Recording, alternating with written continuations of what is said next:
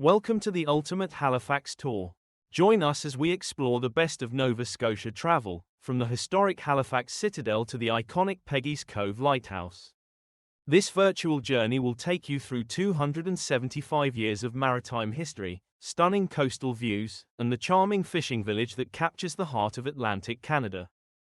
Our tour started with a historical drive through downtown Halifax, whose story spans over 275 years, beginning as a strategic military outpost and ultimately evolving into a vibrant urban centre.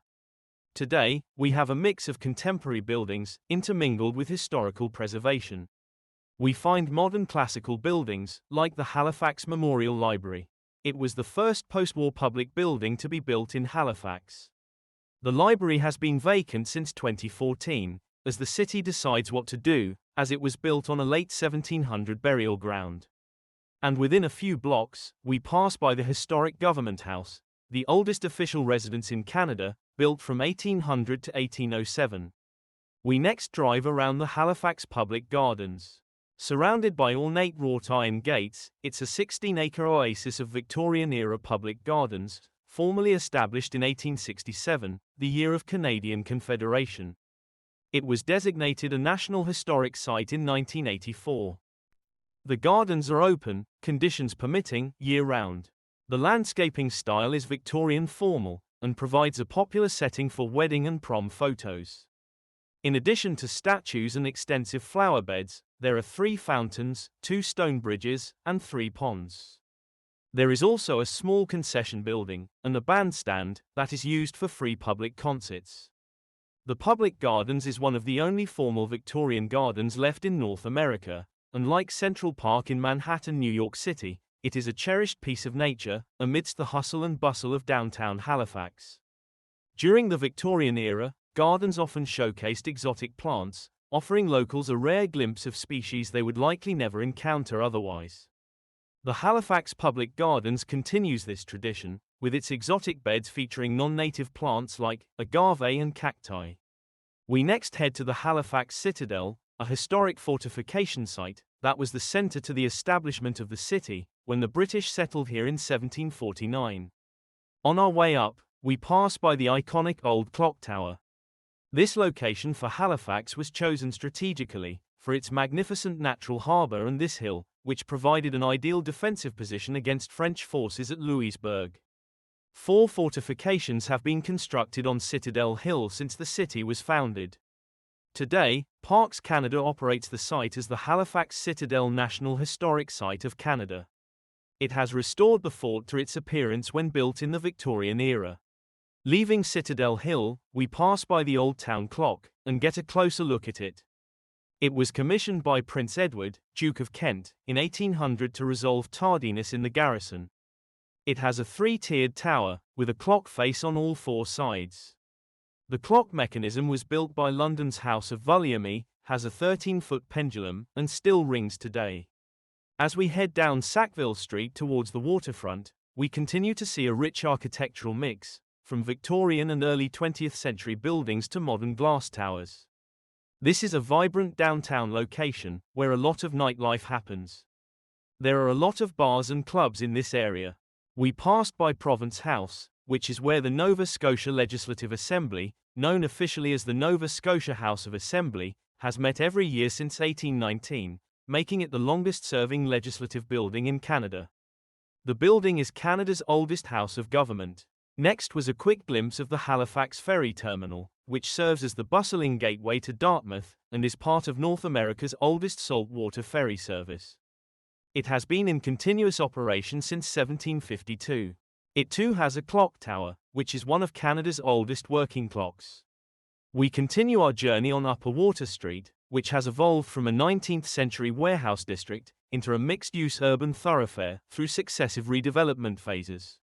Across each phase, Upper Water Street has remained a showcase of Halifax's commitment to integrating modern infrastructure while preserving heritage buildings, such as those found as part of the historic properties, which we can see coming up on our right.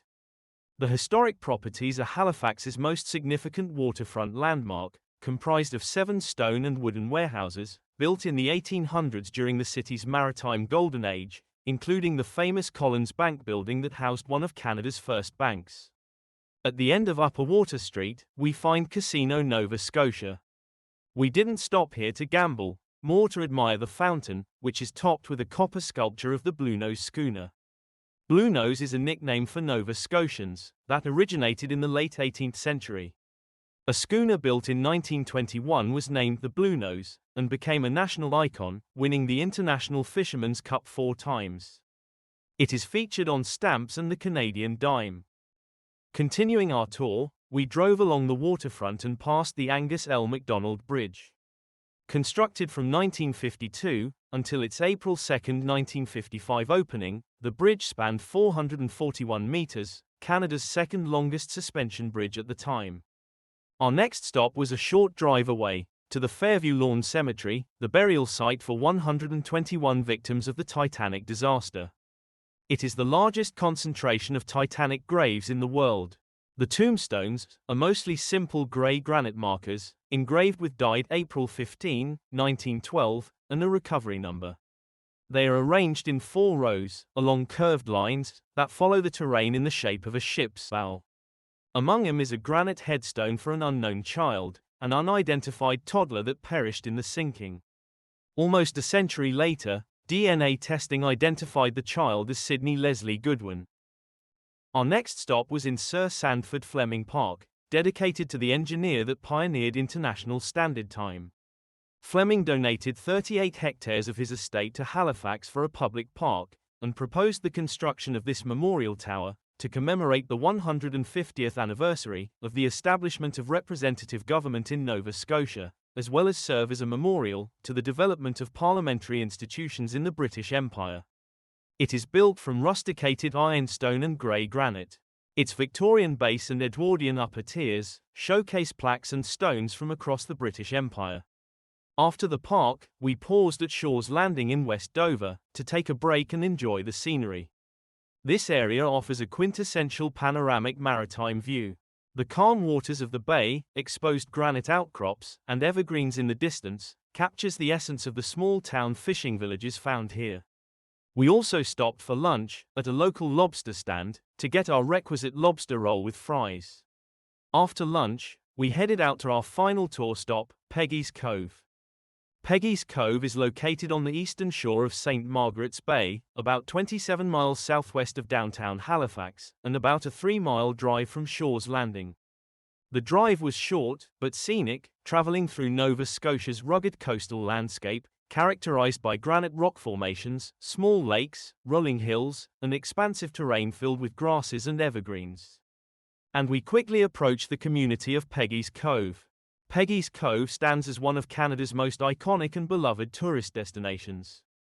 It is a small fishing village that has captured the hearts and imaginations of visitors from around the world. The origin of the name Peggy's Cove has sparked considerable debate and storytelling over the years. The most practical explanation suggests that Peggy is simply a nickname for Margaret, and the community acquired its name from nearby St. Margaret's Bay. However, a more romantic tale is what most people attribute to the cove's name. The story tells of a young woman named Peggy, who was the sole survivor of a shipwreck at Halibut Rock near the cove. According to this legend, the rescued woman married a local resident in 1800 and became known as Peggy of the Cove, eventually lending her name to the entire village.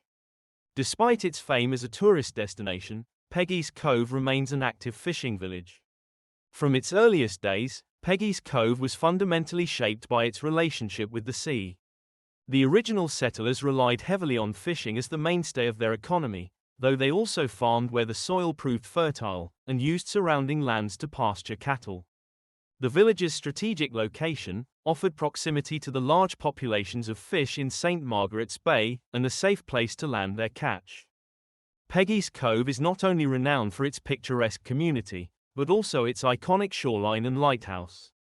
From a viewing platform, you can admire Peggy's Point Lighthouse and the panoramic views, where the rugged granite coastline meets the endless expanse of the Atlantic Ocean. This platform was built in 2021, providing accessibility for all visitors. Perhaps no single structure embodies the spirit of Peggy's Cove more than Peggy's Point Lighthouse, established in 1868.